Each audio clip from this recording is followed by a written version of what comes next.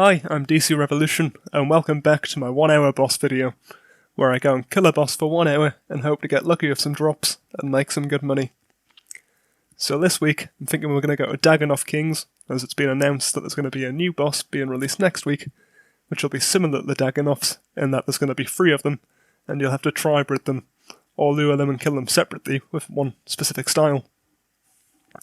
So it's been a long time since I've killed Dagannoths, but right now I have 631 kills, and by the looks of it, I think a lot of this must have even been before boss collection logs were introduced, as apparently I don't have a single unique item. So right now, I expect that the Dagannoth rings are actually going to be selling for quite a lot, as there's going to be a new upgrade released to them with the new boss. So if I can get lucky and get some of them, that'll be nice. So the gear that I'm going to be using is Tier 75 War Priest, which you get from Guild Wars Dungeon.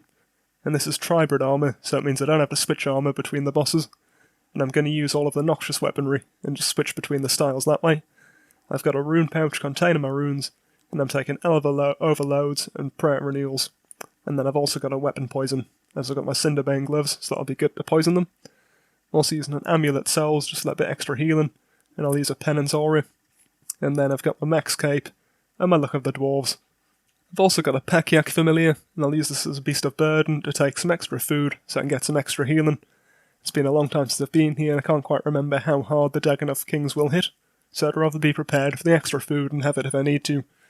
Then if I decide that I don't need the extra food, it's quite quick to bank through War's Retreat, and I can just teleport out and change for a more attacking familiar if I think that's needed. So now I'm just going to show on screen a few of the kills that I did during the hour. When I first went in, I was actually quite surprised and almost got a little bit overwhelmed by the Dagannoths as they were hitting quite hard. But I did sort of manage to sort that out and get on top of it, and then in the end I managed to kill them a bit more effectively. I did have to bank quite early on, as I hadn't realised I was on ancient magics, and so I hadn't taken any blood runes with me. In hindsight now, I think the thing to do would have been to have switched my magic spellbook. I can do that using the magic cape, but at the time I didn't quite think of that. I just decided to stick with the magics, the ancient magics. I'd started the instance and I thought I really didn't want to waste it. But overall, the kills went okay. I got quite a few in the hour. I could have definitely been more efficient, and I think the thing to do would have also have been to buy some anima core and use that as my tri-bird gear. But at the time I didn't think of that. I've also since found out that there's actually a setting which you can turn on, where you bind your action bar to a specific type of weapon. So right now, during this hour, every time I change my weapon, I also manually change my action bar. And that just isn't the thing to do, that massively slowed me down. But I know now for the future not to do that. But overall, I quite enjoyed this hour, had a lot of fun killing the boss, and I'm glad that I've done it in preparation for the new bosses too, as I think they're expected to be a little bit harder than this. And so, I'm glad I'm not just going in completely blind, and I've had some practice first. Okay, so I'm here at the bank now with all of my loot. I've just noted everything, and there's a couple of things which I've left in the bank, as you get lots of drops like Batwing robes, Batwing hoods, rock shell armour, and those things are just worth 1 or 2k. So I've left them in there, and I won't include them in the price check.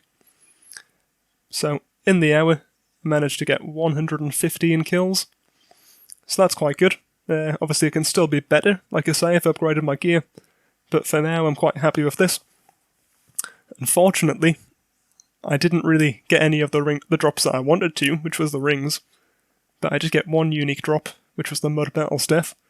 So I guess that's some progression to the log, but it's not really what I wanted. But I'll price check all of the items now, and I've managed to get just over 2.8 mil for the hour. So that's pretty good consistent money. Most of that comes from the Dagannoth bones and the Dagannoth hides. And then you also get a few things like super ranging pots and super magics. So they're nice value, but you just need to remember to take magic note paper so that you can note it all and don't have to keep banking.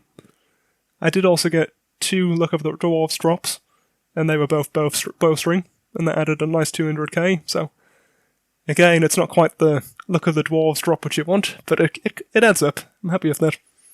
And I also got a hard and an elite clue scroll. So they're nice to see, as you never know what you might get from doing them. I also tried to record rune metrics for the whole hour by using a stopwatch. And I think I caught most of that, so I'll show that. In terms of the experience rates, because I was tri-breeding, I don't have a lot of experience in a single combat style. But I mostly killed Dagannoth Rex, which is the one with your mage, and so I got nearly 90k experience there. I got about 60k strength experience and a bit over 80k range experience. And overall that also gave me 83k constitution. So it's definitely not the best boss for experience, but I mean it was fun, and it's a decent consistent money maker, and if I had have got a bit lucky and got some of those rings, it would have been really worthwhile doing. So I have no regrets over choosing to do this boss for 1 hour, but I think I might like to do some more still before the release of the new bosses, so hopefully if I do more I'll be able to get a bit lucky and get some of those rings.